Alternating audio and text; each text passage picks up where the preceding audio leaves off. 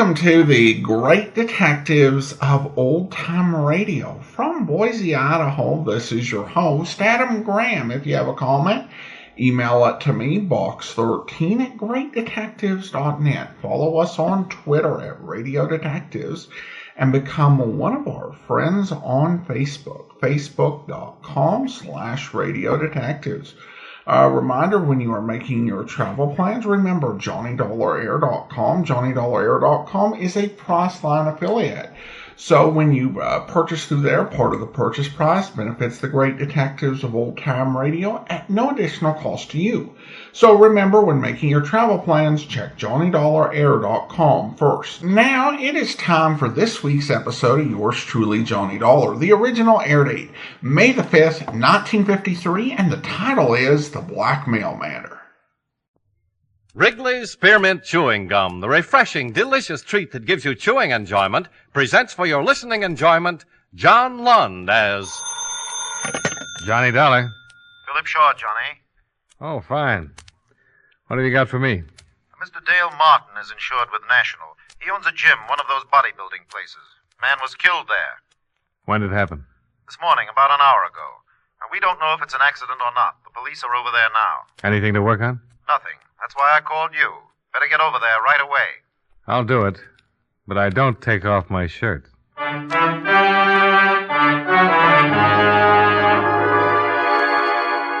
the makers of Wrigley's Spearmint Chewing Gum bring you John Lund in a transcribed adventure of the man with the action-packed expense account, America's fabulous freelance insurance investigator. Yours truly, Johnny Dollar.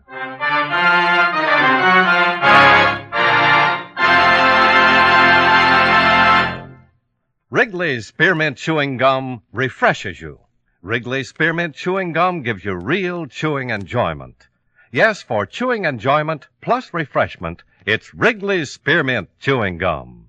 The lively, delicious flavor of Wrigley's Spearmint cools your mouth, helps keep your throat moist, and gives you a nice little lift. The good, smooth chewing of Wrigley's Spearmint helps keep you feeling fresh and alert, adds enjoyment to whatever you're doing. So for chewing enjoyment plus refreshment, treat yourself often to Wrigley's Spearmint Chewing Gum. Healthful, refreshing, delicious.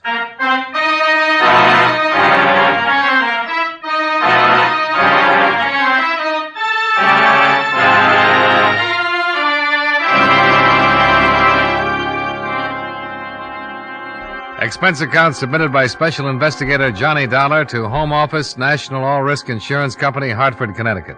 The following is an accounting of expenditures during my investigation of the Blackmail matter. Expense account item 1, $1.40. Cab fare and tip for ride from my office to Martin's gym. After receiving what little information there was from you by phone, I arrived at 1215 at 1084 6th Avenue in the heart of downtown. On the second floor, I found Dale Martin, a very nervous Adonis, seated at a desk in his office. A policeman at the door informed me that a Lieutenant Nathan of the homicide detail had stepped out for a minute and the coroner was expected soon. Mr. Martin? Yeah? I'm Johnny Dollar from the National Insurance Company. Well, that's the outfit I'm insured with. Yeah, I know. That's why I'm here. I want to get the facts in case there's any claim. Now, tell me, what happened? I don't know. I went back to the locker room to check on the towels, and I found him lying on the floor. Found who? His name's Royal, Frederick Royal. He's been coming up here for over a year. Well, why did you call the police and not a doctor?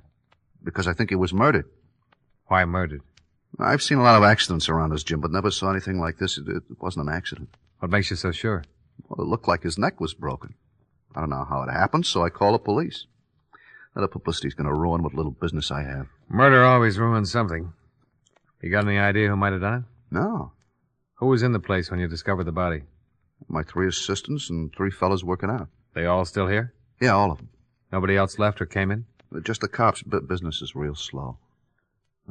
Does everybody know about it? No, I took the body and put it back in the rub-down room. Haven't even told my boys.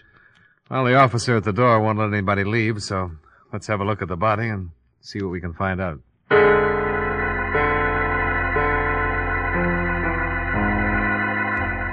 Martin left one of his boys to answer the phone, and everyone else was keeping busy wrestling with weights as he led me through the locker room. So one man was taking a shower. At the end of the room, he unlocked the door, and we walked in. The smell of rubbing alcohol was strong enough to give you a hangover.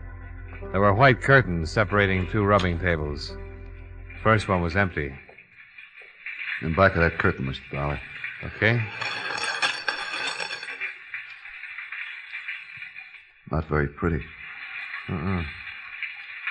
Circus rubber man would need vulcanizing if he turned his head that far. Busted neck, all right. I wish the coroner would get in and take him away. It hurts me seeing his head hanging like that. Why don't you move him? Oh, no, sir, not me. I caught it good from the lieutenant for moving him in here. Well, don't worry about Mr. Royal. He can't feel a thing.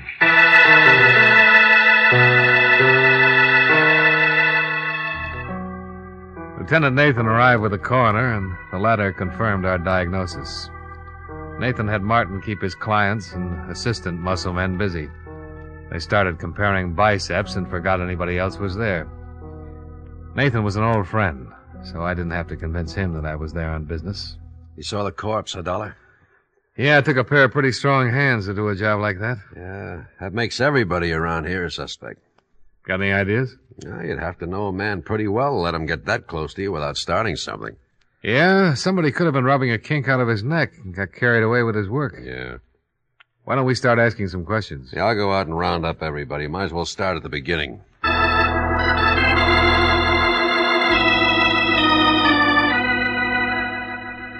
Nathan herded everyone together, and the questioning started. The men were very unhappy. This bad publicity that couldn't be helped. Mr. Robert Wells, songwriter, Mr. Michael Darling, car salesman, and the third and last, Mr. Patrick Mullins, jeweler.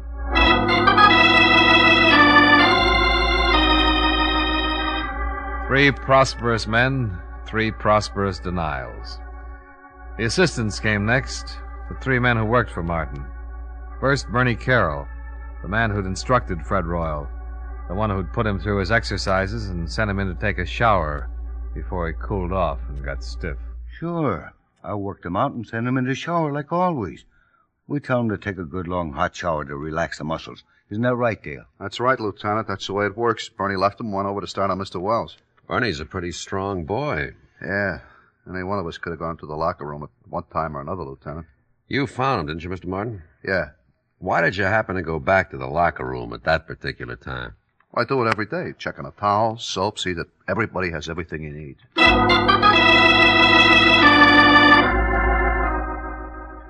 Question after question, trying to nail down alibis, trying to make them stick or tear them apart. According to everybody so far, it was a big mystery.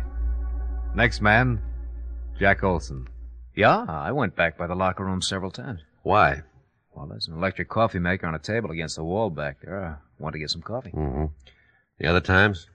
Well, once to look at the appointment board to see who's coming in, later to get some chalk for my hands. Chalk for your hands? Yeah. Keeps your hands from perspiring and making blisters, you know, when you're working with heavy weights. Mm. You're fairly new here, aren't you, Jack? 3 weeks. How'd you know that, Dollar? Well, the other boys all have heavy calluses. They don't use chalk. You know quite a bit about this weightlifting stuff, huh? Oh, sure. I used to lift candy bars when I was a kid. All right, all right. Call in the last one. The last man, Johnny Morgan, and his story was no different than the others. Yes, he'd walked back past the locker room. No, he had not slipped in and popped Mr. Royal's neck while he was preparing to take his shower.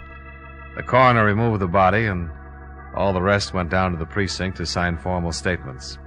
They were all released and sent home, pending further investigation. I hailed a cab and rode home with Dale Martin. Would you like some apple or carrot juice? Well, I'll try anything once. Good for you. Yeah, I figured that. You didn't kill him, did you, Martin? Don't be silly.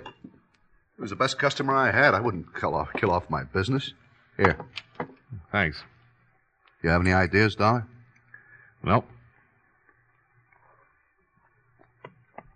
How long did you say Fred Royal had been coming to your gym? Over a year. What do you know about him? Not much. He was a wolf, like the girls.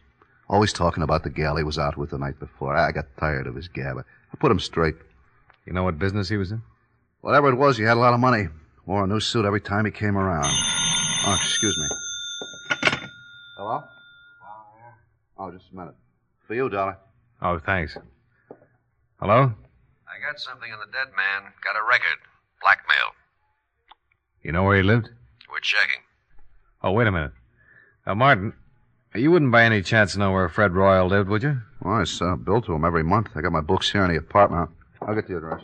Oh, Nathan, Martin's got his address. I found something else in his personal effects. Key to a safety deposit box. Boys are checking to see which bank. Here's the address, dollar. Fred Royal, 673 East Weeping Willow Circle. I told Nathan I'd meet him at Royal's place. I downed my liquefied carrots, said goodbye to Martin. Half an hour later, the lieutenant and yours truly, Johnny Dollar, were tearing Mr. Fred Royal's apartment to pieces. Nothing. Yeah, I came up empty, too. Hey, What's the matter? here's a date book. Good. Maybe we've been working on a holiday. See, here's a name. Barbara Carroll. Carroll. That's the name of one of Martin's muscle trainers, Bernie Carroll. Same name on some of the other pages. The 5th, Barbara, 6 o'clock. Again on the 2nd, Barbara, 8 o'clock. Again on the 28th and the 22nd. Wonder if there's any connection. Oh, might be his sister. Let's give it a try. Bernie and Barbara Carroll. Sounds like something they'd play at the Palace. Well, let's go see their act.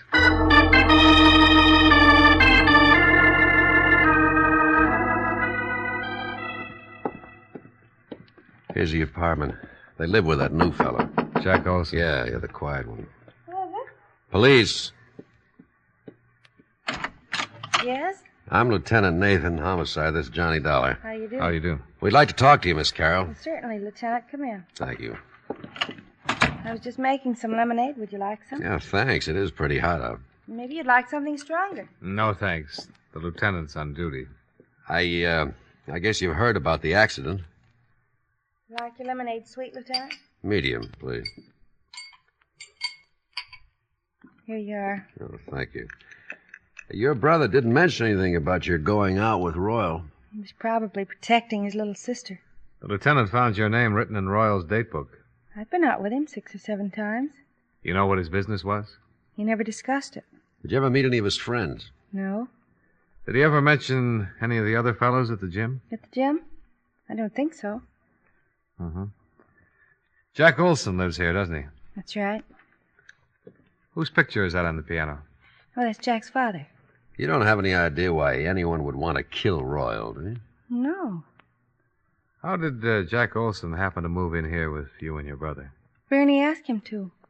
When he went to work for Martin, he was living in a terrible place. One small room. I told Bernie he could move in here if he shared the rent. Mm-hmm. How well did Olson know Royal? He'd seen him at the gym. Seen him here when he came to pick me up. Where's Olson now? Working, I think. Well, thanks, Miss Carroll. We'll be talking to you again. More lemonade? Later, maybe, Miss Carroll.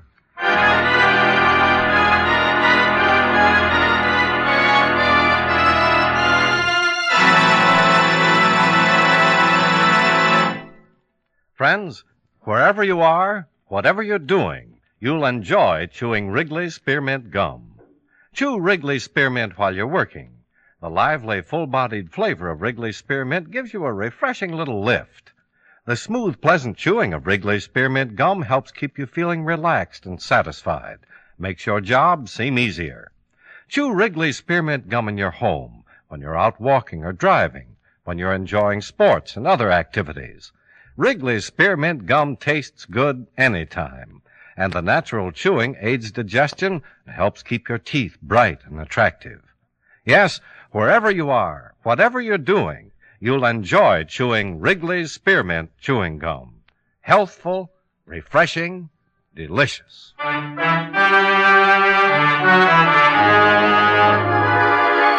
And now, with our star, John Lund, we bring you the second act of Yours Truly, Johnny Dollar.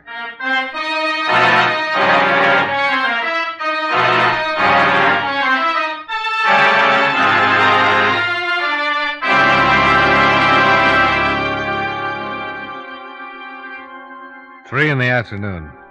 Out of Barbara Carroll's cool apartment and down in the blistering street. The thermometer crowding 90 and the humidity sticking to us like a steaming blanket. I feel awful. Terrible day to solve a murder. I want to go look through some newspaper files. What for? That picture on the piano. Jack Olson's father? Yeah. I've seen it someplace before. There's a news story connected with it. Yeah, I'll drop you off. I gotta get back to the precinct, see if the boys have found the safety deposit box that fits Fred Royal's key.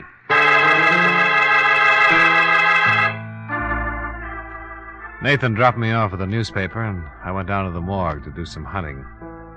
The air conditioning made the job easier, and by 4 o'clock I was headed for Nathan's office. We found the bank and the safe deposit box. Oh? Anything turn up? Yeah. Royal was doing some pretty fancy blackmailing. Here's a bundle of evidence and a list of names. Mm-hmm. Well, I can understand why someone would pay to keep these out of circulation. Yeah. Lousy photography. What'd you find out? Here. Newspaper clipping. Oh, picture of Jack Olson's father. Same as the one on the piano. Prominent banker leaps to death. William Barrett. The boy's name is Olson. That's what he calls himself. William Barrett. Give me that list we got out of the deposit box. I've just been looking at it. William Barrett's name is on here, all right. Ooh.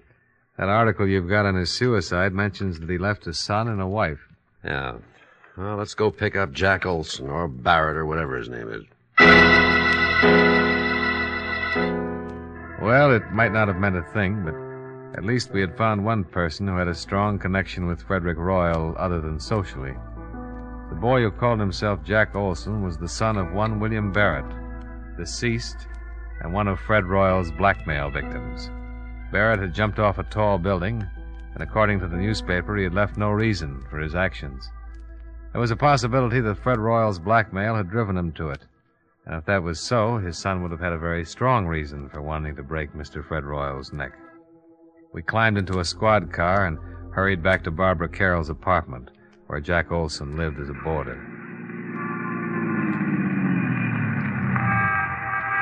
Now, let's go. Hey, wait a minute. Oh, what's wrong? Jack Olson, coming out of the building. All right, we pick him up on the street.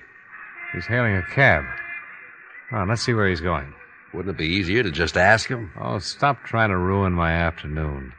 You know, there's nothing more relaxing than a pleasant drive through quiet, peaceful old New England.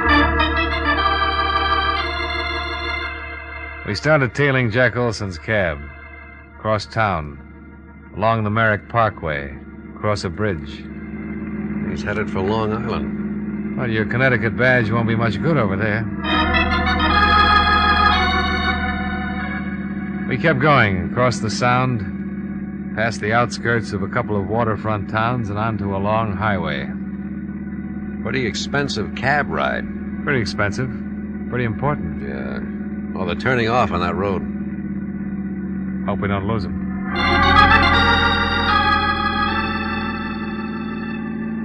We took the road to the right off the highway and spotted the cab up ahead, pulling into the entrance of a large white building. The sign over the tall iron gate read, Lakeview Sanitarium. We waited for him to go in.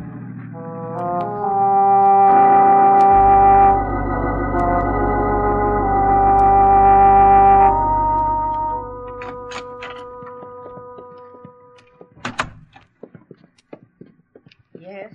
Is there something I can do for you? I'm looking for a man. Oh, any particular man? Oh, who's in charge of this place? Dr. Fedder. Well, run him out, please. I want to talk to him. Which one of you is the patient? Patient? Can't you tell? Look, just go get Dr. Fodder. Fedder. Oh, Fedder, okay. Go get him and tell him Lieutenant Nathan wants to talk to him. Lieutenant Nathan? Of the cavalry. What?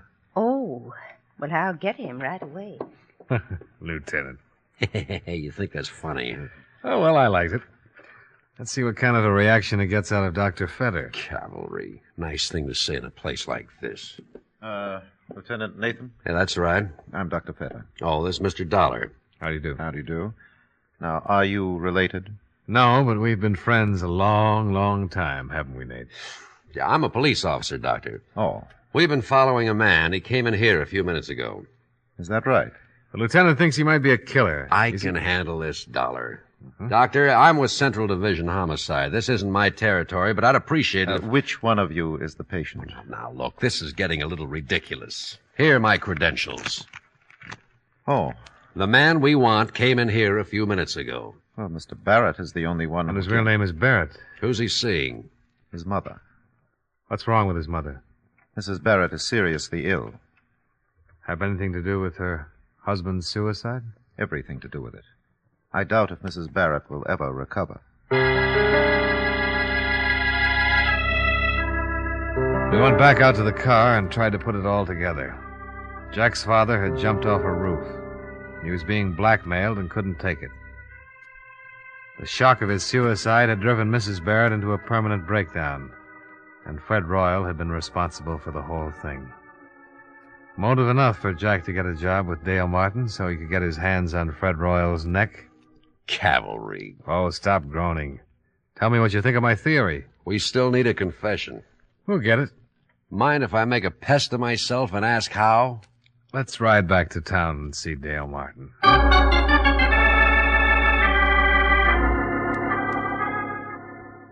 You're going to come up and take a workout and a rub tomorrow, huh? That's right, Martin. And I want you to make sure that Olson takes care of me. Did he do it, Dollar? I think so. But why? He seems like such a nice kid. He had a pretty good reason. But we need a confession, and Dollar has an idea how to get it. I want Olson working on me through the whole workout, especially when I get on the rubbing table.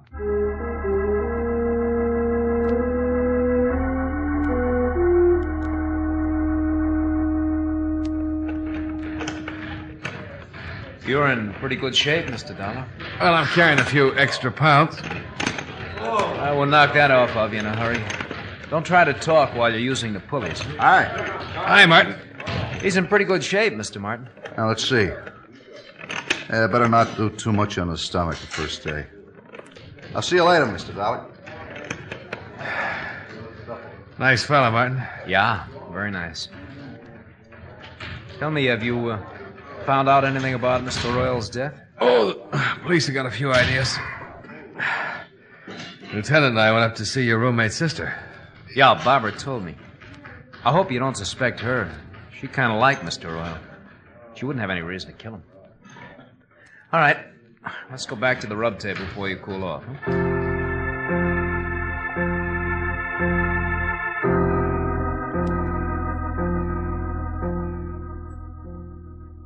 You don't mind going in there, do you? No. Why should I? Oh, some people are funny about rooms where there's been a dead person, you know? Well, it doesn't bother me, Mr. Dollar. Martin's got all his towels piled on the other table. I can move them if you like. Oh, no, it doesn't make any difference. Royal wasn't killed in here anyway. All right. Up on your back. Yeah. Give me a good brisk rub and let me relax for about 10 minutes. All right, slide down a little. Yeah.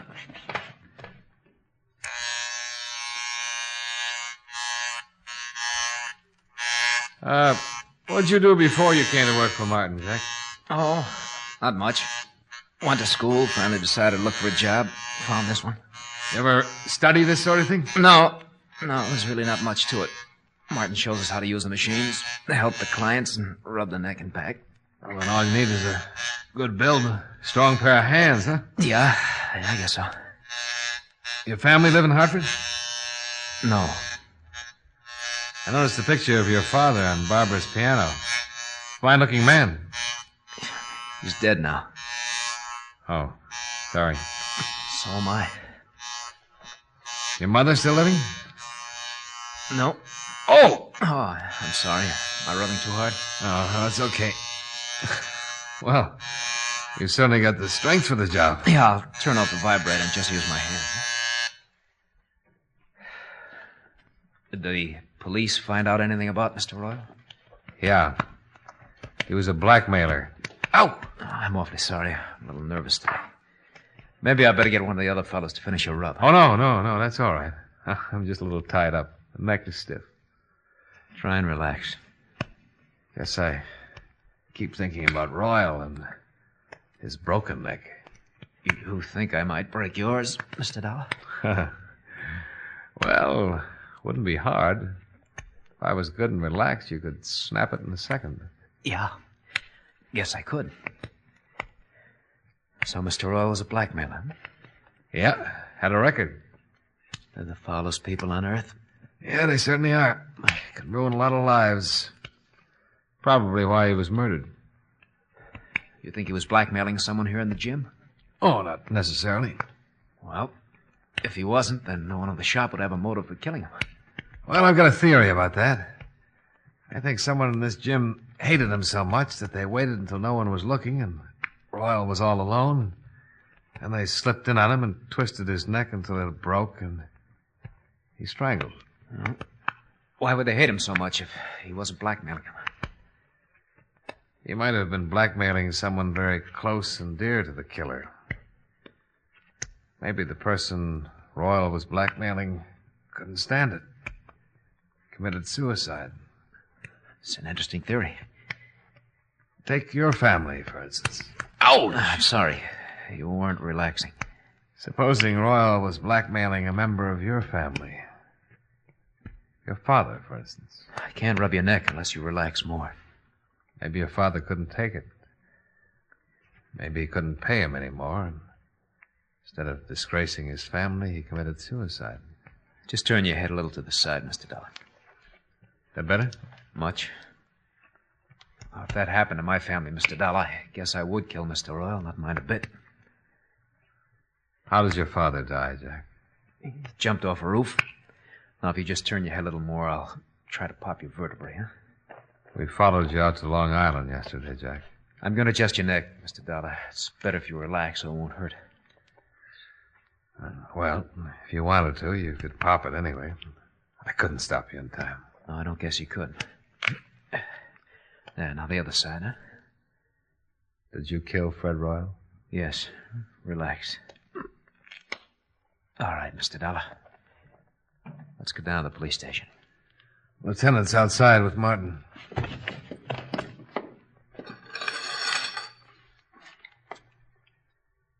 After you, Mr. Barrett.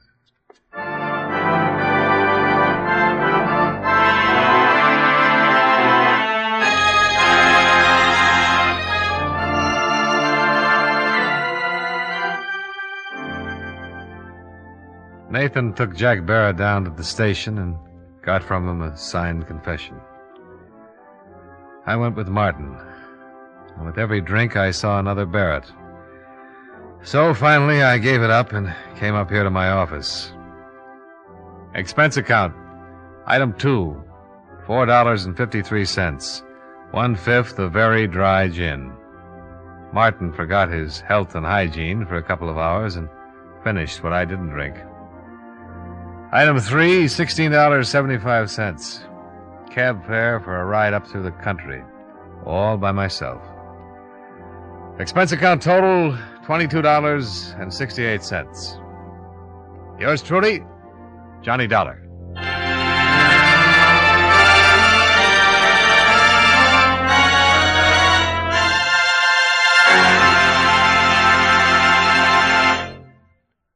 Remember, friends, Wrigley's Spearmint Chewing Gum refreshes you. Wrigley's Spearmint Chewing Gum gives you real chewing enjoyment. The lively, full-bodied flavor of Wrigley's Spearmint cools your mouth, freshens your taste, sweetens your breath. The smooth, pleasant chewing of Wrigley's Spearmint helps keep you feeling relaxed and satisfied, makes whatever you're doing more enjoyable. Yes, for refreshment plus chewing enjoyment, treat yourself often to Wrigley's Spearmint Chewing Gum. Millions enjoy it daily. Get a few packages and always keep some handy. That's Wrigley's Spearmint Chewing Gum. Healthful, refreshing, delicious.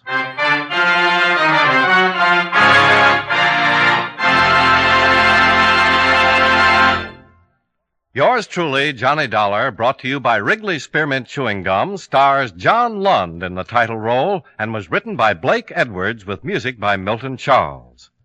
Featured in tonight's cast were Edgar Barrier, Hy Averback, Hal March, Jim Nusser, Tony Barrett, and Virginia Gregg. Yours truly, Johnny Dollar, is transcribed in Hollywood by Jaime Del Valle.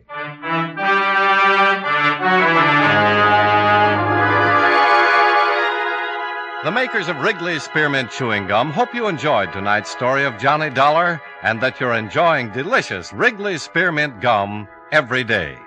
This is Charles Lyon, inviting you to join us again next week at this same time when, from Hollywood, John Lund returns as... Yours truly, Johnny Dollar.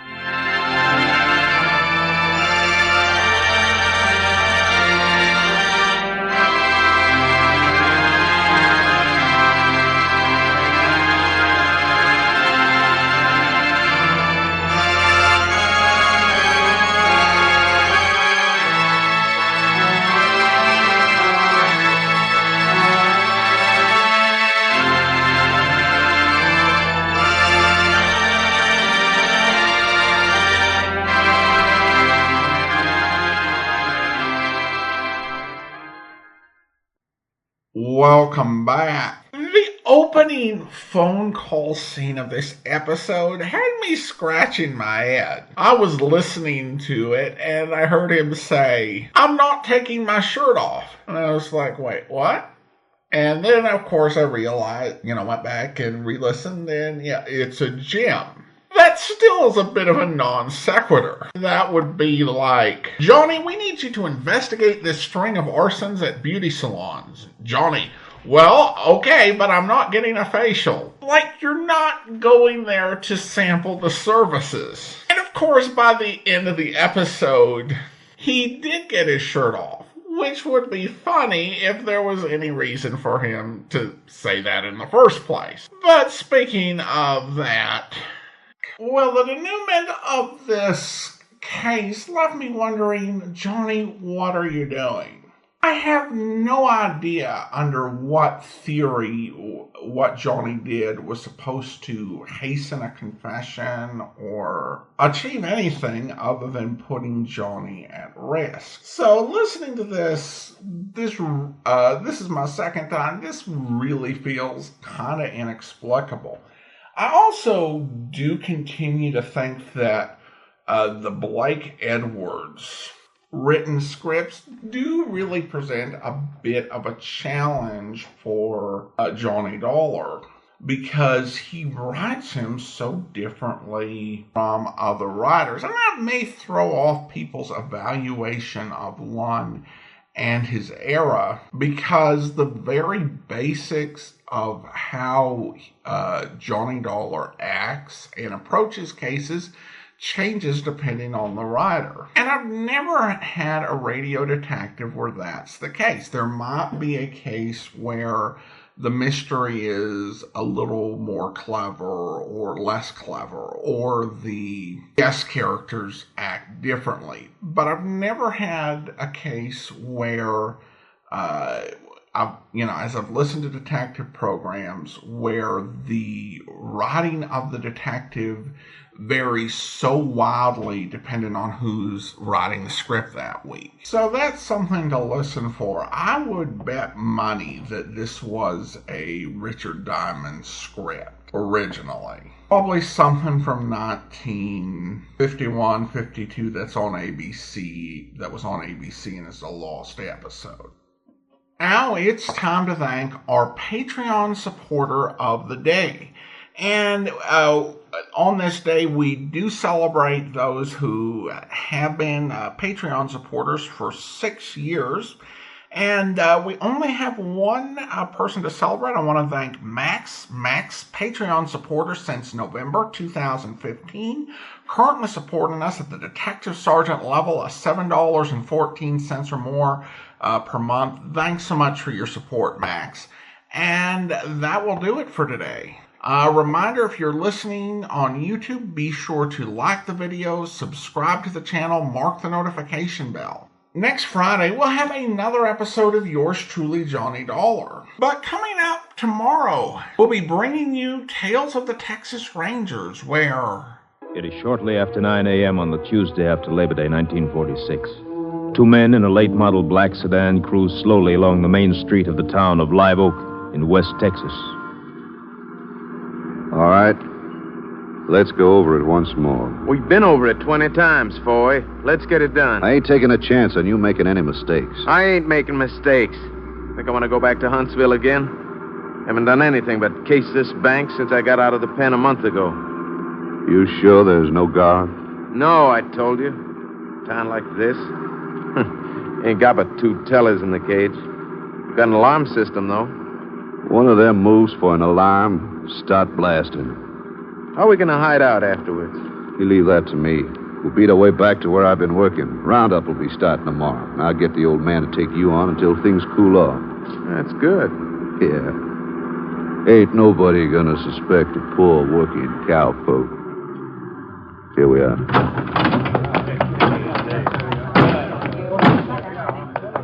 You keep me covered while I cash the check. Yeah. Bet they ain't never cashed a check like that before. Shut up.